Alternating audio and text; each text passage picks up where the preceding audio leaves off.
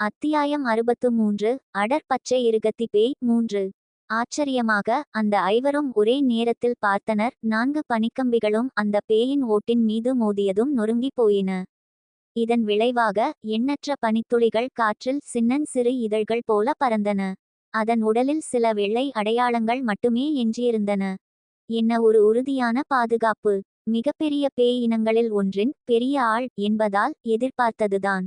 அடர் பச்சை இருகத்தி பேய்க்கு எந்த திறனையும் பயன்படுத்த முடியவில்லை. ஆனால் அது 5ஆம் படி நிலையில் இருந்ததால் அதற்கு சக்தி இல்லாமல் இருக்குமா என்ன? கிளங் கிளிங் என்ற சத்தத்துடன் லாங் ஹாவோ சென் கையில் இருந்த மின்னும் கேடயம் பொன்னிற ஒளியை பயங்கரமாக உமிழ்ந்தது. தெய்வீக தடை என்ற தனது தற்காப்பு திறனால் அடர் பச்சை இருகத்தி பேயின் தாக்குதலை ஒரு உலோக சத்தம் போல தடுத்தான். லாங் ஹாவோ சென்னின் உடலில் இருந்து பொன்னிற ஒளி வெளியானது.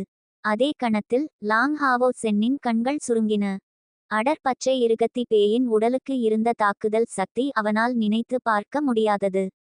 லாங் ஹாவோ சென்னின் உள் ஆன்மீக சக்தி ஏற்கனவே 1600 ஐ எட்டியிருந்தாலும் அவனை 8ஆம் நிலை கிராண்ட் நைட்டாக மாற்றியிருந்தாலும் இந்த எதிரி முற்றிலும் அச்சுறுத்துவதாக இருந்தது. அவனது தற்போதைய பயிற்சி நிலையில் ஒரு உச்ச நிலையிலான எர்த் நைட் கூட திறன்களை பயன்படுத்தாமல் அவனது தெய்வீக தடையை உடைக்க முடியாது. ஏனென்றால் எதிரி 9ஆம் நிலை எர்த் நைட்டாக இருந்தாலும் அவனது ஆன்மீக சக்தி 4000க்கும் குறைவாகவே இருக்கும். அது 4000க்கும் அதிகமாக இருந்தால் அவன் ரேடியன் நைட் ஆகிவிடுவான். தெய்வீக தடை 3 மடங்கு அதிக ஆன்மீக சக்தி கொண்ட தாக்குதல் சக்தியை கூட தடுக்க முடியும். இது இல்லையென்றால் அது மிகவும் மர்மமான நைட் திறன் என்று அழைக்கப்படாது. இப்படியே அடர் பச்சை இருகத்தி பேயின் பலமான அடி லாங் ஹாவோ சென்னின் தெய்வீக தடையின் அற்புதமான காட்சி மூலம் நிறுத்தப்பட்டது. அவன் முன்பு போலவே உறுதியாக நின்றான். வெறும் 2 அடி பின்வாங்கினான். அதே நேரத்தில் தன் மின்னும் கேடயத்தின் முன் இந்த அடர் பச்சை இருகத்தி பேய் ஒரு கனமான கத்தியை மட்டுமே பயன்படுத்தியிருப்பதை கண்டான். இந்த கணத்தில் 4ஆம் படிநிலைக்கும் 5ஆம் படிநிலைக்கும் உள்ள வேறுபாடு தெளிவாக தெரிந்தது. முன்னதாக டைக்கி குலத்தைச் சேர்ந்த கண்ணுக்கு தெரியாத எதிரி லாங் ஹாவோ சென்னின் தெய்வீக தடையால் தடுக்கப்பட்டபோது அதன் உடலில் ஒரு சிறிய தாமதம் தெரிந்தது. ஆனால் இந்த அடர் பச்சை இருகத்தி பேய் சிறிதும் தடுக்கப்படவில்லை. அதன் மற்றொரு கனமான கத்தி உடனடியாகச் சீறியது. இந்த தாக்குதலை எதிர்கொண்ட லாங் ஹாவோ சென் கொஞ்சம் திகைத்து போனான். அடர் பச்சை இருகத்தி பேயின் இந்த தாக்குதலை அவன் எதிர்பார்க்காததால் ஏற்பட்ட தவறு காரணமாக சென்சி உடனடியாக நகர்ந்தான். ஆனால் அவன் மிக மெதுவாக இருந்தான். அந்த அடியை தடுத்த பிறகு லாங் ஹாவோ சென்னின் உடல் இன்னும் கொஞ்சம் நடுங்கிக் கொண்டிருந்தது.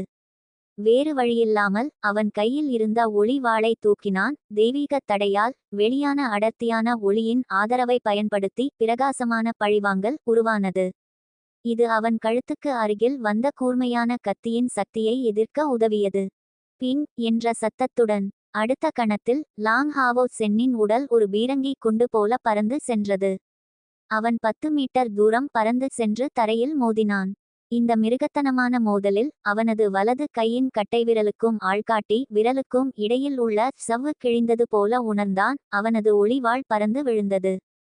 லாங் ஹாவோ சென் ஒரு வாய் இரத்தத்தை கக்கினான். அவனுக்கு ஏற்கனவே காயம் ஏற்பட்டிருந்தது. தெய்வீக தடை முழுமையானது அல்ல. ஒரு ரேடியன் நைட் நிலையில் லாங் ஹாவோ சென்னால் தெய்வீக தடையின் உண்மையான வலிமையை வெளிப்படுத்த முடியவில்லை.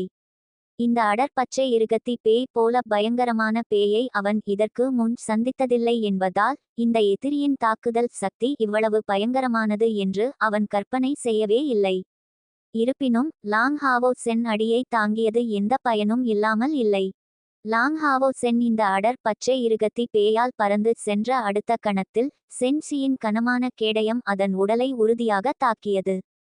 அடர் பச்சை இருகத்தி பேய் இந்த கேடய தாக்குதலால் ஒரு சிறு தூரம் தள்ளப்பட்டது. ஆனால் சென்சி 7-8 அடிகள் பின்வாங்கினான். அவனால் உறுதியாக நிற்க முடியவில்லை. லீ சின் மற்றும் சென்னின் தாக்குதல்கள் இந்த கணத்தில் வந்தன. சென் வானத்தில் குதித்திருந்தான். 2 பிரகாசமான சுடர்விடும் கனமான வாள்கள் கொதிக்கும் ஆன்மீக சக்தியால் நிரப்பப்பட்டு மின்னல் வேகத்தில் அடர் பச்சை இருகத்தி பேயின் உடலில் பயங்கரமாக வெட்டின. ஒரு போர்வீரனின் குதிக்கும் வெட்டு மற்றும் ஒரு சுடர்விடும் வெட்டு. இது எந்த பாதுகாப்பையும் அஞ்சாத ஒரு காம்போ. ஒரு பெர்சர்க்கர் என்ற முறையில் அவனது சக்தி காட்டுத்தனமாக வெடித்து கிளம்பியது.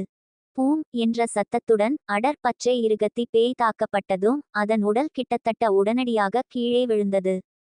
சுடர்விடும் வாள்கள் அதன் உடலில் 2 கருப்பு அடையாளங்களை விட்டுச் சென்றன. இந்த கணத்தில் ரோஸ் யூனிகார் ஒரு சிவப்பு மேகம் போல கீழே இறங்கியது. அதன் உடலைச் சுற்றி ஒரு எரியும் ஒளி தோன்றியது. அது தனது ஆன்மீக சக்தியை தன் மீது குவித்துக் கொண்டிருந்தது.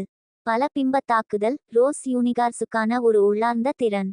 சமநிலையை கிட்டத்தட்ட இழந்த அடர் பச்சை இருகத்தி பேய் இந்த தாக்குதலால் வலுக்கட்டாயமாக பறந்து சென்றது. அதன் சக்திவாய்ந்த 2 முன்கால்களும் தரையில் ஊன்றி அதன் சமநிலையை மீட்டெடுத்து அதன் உடல் சற்றே வளைந்து மீண்டும் லாங் ஹாவோ சென்னை இலக்காக கொண்டு உயர்ந்தது. புனித ஆன்மீக அடுப்பின் ஈர்ப்பு காரணமாக மற்றவர்களுக்கு உயர்ந்த தாக்குதல் சக்தி இருந்தாலும் எதிரி முதலில் லாங் ஹாவோ சென்னை கொல்ல வேண்டும், பிறகுதான் தன் தாக்குதலை மாற்ற வேண்டும். இது ஆன்மீக அடுப்பின் விளைவு. இந்த கணத்தில் லாங் ஹாவோ சென் தரையில் இருந்து இப்போதுதான் எழுந்திருந்தான். லாங் ஹாவோ சென்னின் உடலை சுற்றி ஒரு மென்மையான வெள்ளை ஒளி தோன்றியது. ஒரு இதமான ஆன்மீக சக்தி அவனது கையில் பாய்ந்து அவனது காயங்களை வேகமாக ஆற்றின. இந்த இதமான சக்தியின் விளைவால் அவனது காயம்பட்ட உறுப்புகள் கூட நன்றாக உணர்ந்தன. ஹாவோ யூவின் தலைகளில் ஒன்றான லிட்டில் லைட் குணப்படுத்தும் ஒளியை ஏவியது. அதே நேரத்தில் 5 ஃபயர்பால்கள் அடுத்தடுத்து அடர் பச்சை இருகத்தி பேயை நோக்கி ஏவப்பட்டன. ஃபயர்பால்களின் தொடர்ச்சியான தாக்குதல்களுக்கு அடர் பச்சை இருகத்தி பேயை கொல்லவோ அல்லது காயப்படுத்தவோ போதுமான சக்தி இல்லை என்றாலும் அது காற்றில் பறந்து கொண்டிருந்த அதன் உடலை தள்ள முடிந்தது.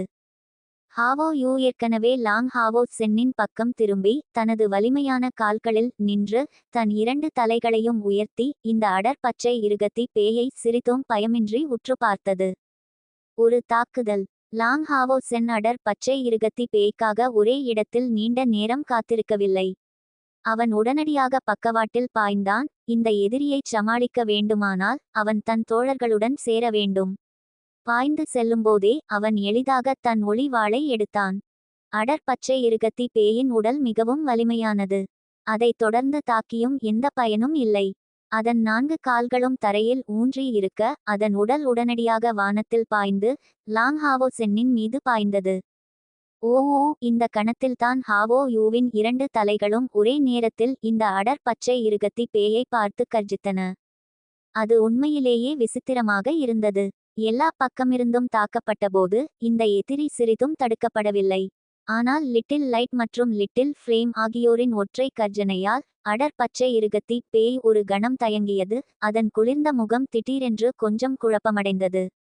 இந்த தாமதத்தை பயன்படுத்தி கொண்டு லாங் ஹாவோ சென் மீண்டும் தன் தோழர்களுடன் இணைந்தான்.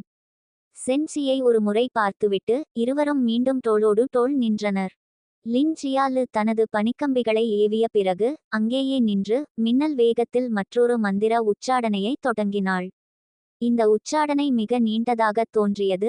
அவள் தனது மந்திர கோலை வானத்தில் உயர்த்தி விரைவாக மர்மமான நீல நிற குறியீடுகளை உருவாக்கினாள். அவளது உடலைச் சுற்றியிருந்த நீர் சக்தி மாறி மேலும் மேலும் தூய்மையானது. லீ ஜின் ரோஸ் யூனிகார் மீது சவாரி செய்து கொண்டிருந்தாள், ஒரு நேர்மையான முகத்துடன். அவளது 2 கைகளும் இருபுறமும் தொங்கிக் கொண்டிருந்தன. தனது வாள்களை பிடித்து கொண்டு ரோஸ் யூனிகார் வெளியிட்ட செந்நிற சுடர்விடும் ஒளியிலிருந்து திரண்ட அடர்த்தியான பொன்னிற ஒளியை அதிவேகமாக உள்வாங்கிக் கொண்டிருந்தாள். ஹாவோ யூவும் 2 அழகான பெண்களும் சக்தியை மிச்சப்படுத்த வேண்டியதில்லை என்ற விஷயத்தில் தற்செயலாக ஒத்துக்கொண்டனர். அடர் பச்சை இருகத்தி பேய்க்கு ஒரு மரண காயத்தை அவர்களால் ஏற்படுத்த முடியாவிட்டால் லாங் ஹாவோ சென்னின் புனித ஆன்மீக அடுப்பு மற்றும் அவனது தெய்வீக தடை மிகவும் மர்மமானதாக இருந்தாலும் அவர்கள் அழிந்து போவதை தவிர்க்க முடியாது. அவர்கள் அனைவரும் ஏற்கனவே தங்கள் கடைசி அஸ்திரங்களை, தங்கள் சிறந்த திறன்களை எடுத்துவிட்டனர். அவர்களை ஒப்பிடும்போது சென் சி மற்றும் சென் சென் ஆகிய 2 சகோதரர்கள் தெளிவாக பின்தங்கியிருந்தனர். அவர்களுக்கு லின் ஜியாலு மற்றும் லீ ஜின் போல பின்னணி இல்லை. அவர்கள் மிகவும் பதட்டமாக இருந்தனர். சென் அண்ணா, முன்பு செய்தது போலவே செய்வோம். நீங்கள் அதிகமாக தயாராக வேண்டியதில்லை என்று லாங் ஹாவோ சென் அமைதியான குரலில் கூறினான். இருவரையும் நிதானப்படுத்தினான். லாங் ஹாவோ சென்னின் உடலில் இருந்து ஒரு நம்பிக்கை ஒளிவட்டம் வெளியானது. விதிவிலக்கின்றி 5 இளைஞர்களையும் சூழ்ந்தது. ஒரு கணம் தடைப்பட்ட அடர் பச்சை இருகத்தி பேய் மீண்டும் அவர்கள் மீது பாய்ந்தது. அதன் 2 கம்பீரமான கத்திகள் நேராக லாங் ஹாவோ சென்னின் மீது சீறி பாய்ந்தன. இந்த முறை லாங் ஹாவோ சென் தெய்வீக தடையை மட்டும் பயன்படுத்தி அங்கேயே நிற்கவில்லை. அதற்கு பதிலாக அடர் பச்சை இருகத்தி பேயின் 2 மந்திர கத்திகளை எதிர்கொண்டு அவன் ஒரு படி முன்னேறினான். முன்பு போலவே அடர் பச்சை இருகத்தி பேய் குதித்து முதல் கத்தியால் வெட்டியது. லாங் ஹாவோ சென்னின் வேகம் திடீரென்று அதிகரித்தது. பக்கவாட்டில் விலகினான். உடனடியாக அவனது இடது கையில் இருந்த மின்னும் கேடயம் சாய்ந்தது. கேடயத்தின் மீது ஒரு வெள்ளை நிற ஒளி உடனடியாக தோன்றியது. அதன் மேற்பரப்பில் அடர்த்தியான வெள்ளை வடிவங்கள் தோன்றி அது உடனடியாக அடர் பச்சை இருகத்தி பேயின் முதல் கத்தியுடன் மோதியது.